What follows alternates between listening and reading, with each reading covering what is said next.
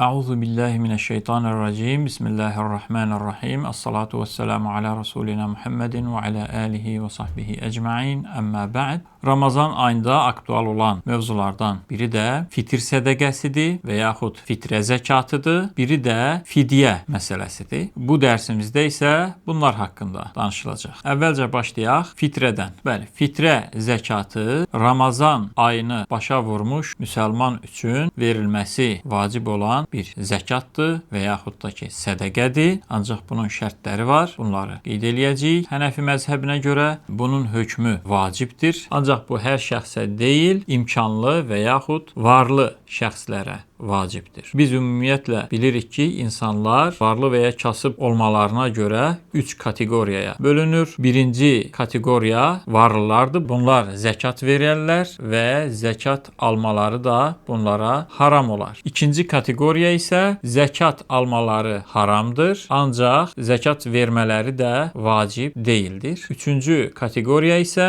zəkat vermələri vacib deyil, zəkat almaları da caizdir. Bunlar fəqirlərdir və yaxud miskinlərdir. Məhz birinci və ikinci kateqoriyada olanlar fitrə zəkatını vermələri vacibdir. Hənəfi məzhəbinə görə bu şəxs isə birinci kateqoriyada olan şəxs dediyimiz kimi zəkatın vacib olduğu şəxsdir. Bu şəxs həm öz adına, həm də az yaşlı uşaqlarının adına fitrə zəkatı verməsi lazımdır. Az yaşlı uşaqları dedikdə baliğ olmayan uşaqlar nəzərdə tutulur. Yəni həddi büluğa çatmamış uşaqlar. Həddi büluğa çatanlar isə böyük sayılmış olur. Bunlar hər nə qədər ataları, anaları ilə birlikdə yaşasalar da bunlar müstəqil şəxs sayılırlar, böyük şəxs sayılırlar və bu evdə zəngin olan, varlı olan atanın bunların adına verməsi vacib deyil. Təbii ki, verərsə, bu da keçərlidir. İkinci kateqoriyamızda bunun kimidir? Sadəcə bunlar zəkat verən kateqoriya deyil, zəkat alması haram olan kateqoriyadır. Zəkat vermələri üçün bəlli bir miqdar lazımdır. Bu miqdar bu şəxslərdə var və yaxud həmin miqdara bərabər mal-mülk var, yəni istifadə eləmədikləri mal-mülk. Ancaq bunların üstündən bir il keçməsi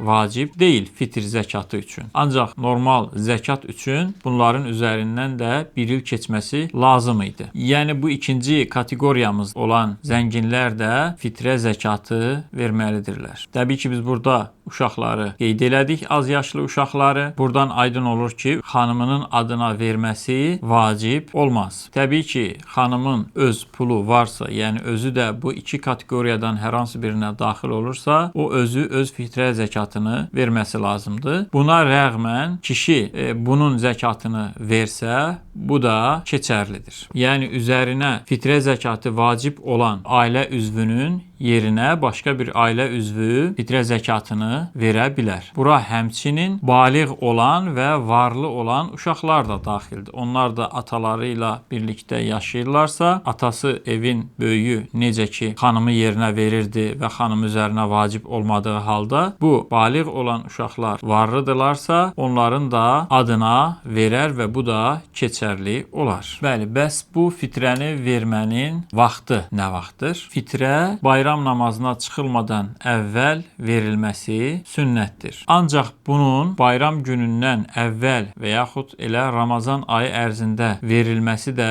mümkündür, caizdir və hətta bu xoş görülmüşdür, müstəhəb görülmüşdür. Ona görə ki, həmin gün bayram namazına çıxmadan həmin gün fəqirlərə bunu çatdırmaq biraz çətin ola bilər. Çünki bu vaxt azdır. Ancaq siz bir neçə gün əvvəl çatdırsaz, onlar öz ehtiyaclarını daha rahat təmin edə bilərlər bu verilən pulla. Pul demişkən, pulla verilməsi də Hənəfi məzhəbinə görə caizdir. Fitrə miqdarı təbii ki, pulla olduğuna görə ildən ilə bunun miqdarı dəyişir. Hər kəs öz etibar elədiyi quruma və yaxud da ki, xocuya sual verərək bunun miqdarını öyrənə bilər. Dediyimiz kimi bayram namazına qədər bunun verilməsi lazımdır. Şayət kimsə gecikdirsə gecikdiribsə, hər hansı bir səbəbdən dolayı onun da yenə fitrə zəkatını verməsi lazımdır. Bayram namazından sonra olsa belə. Biz sədəqə verərkən hər hansı bir kasıba bu bir şəxsin üzərinə vacib olan sədəqə miqdarı da ola bilər. Bir neçə şəxsin üzərinə vacib olan sədəqə miqdarı da ola bilər. Məsələn, bir şəxs öz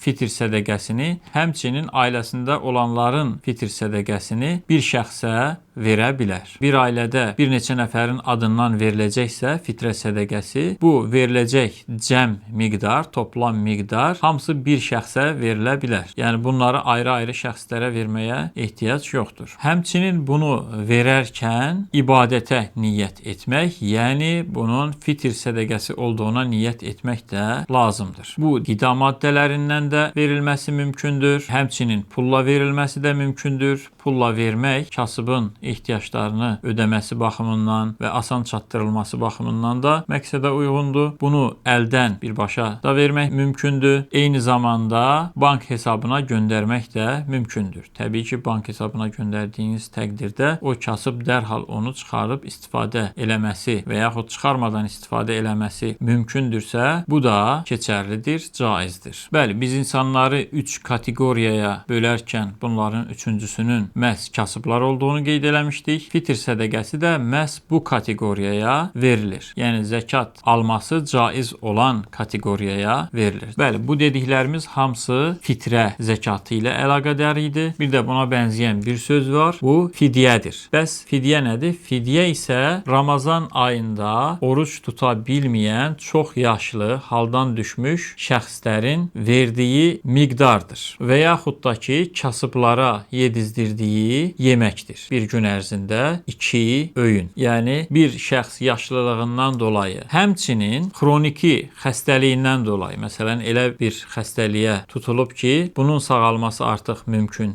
deyildir və bundan sonraki zamanda da oruç tuta bilməyəcəyinə görə bu da yaşlı şəxslər kimi olacaq və tuta bilmədiyi oruçların yerinə hər bir günü üçün bir fitrə miqdarı, fitrədə nə qədər idisə, hər bir gün üçün bu hesablanır. 30 gün və yaxud 29 gün fəqirlərə verilir. Bu da bir fitrə miqdarı bir şəxsə verilə biləcəyi kimi, burada da bütün Ramazan fidyəsi bir neçə şəxsə də verilə bilər. Bəli, beləcə bu dərsimizdə də fitrə və fidyə mövzularını öyrəndik. Vəlhamdülillahi Rabbil aləmin.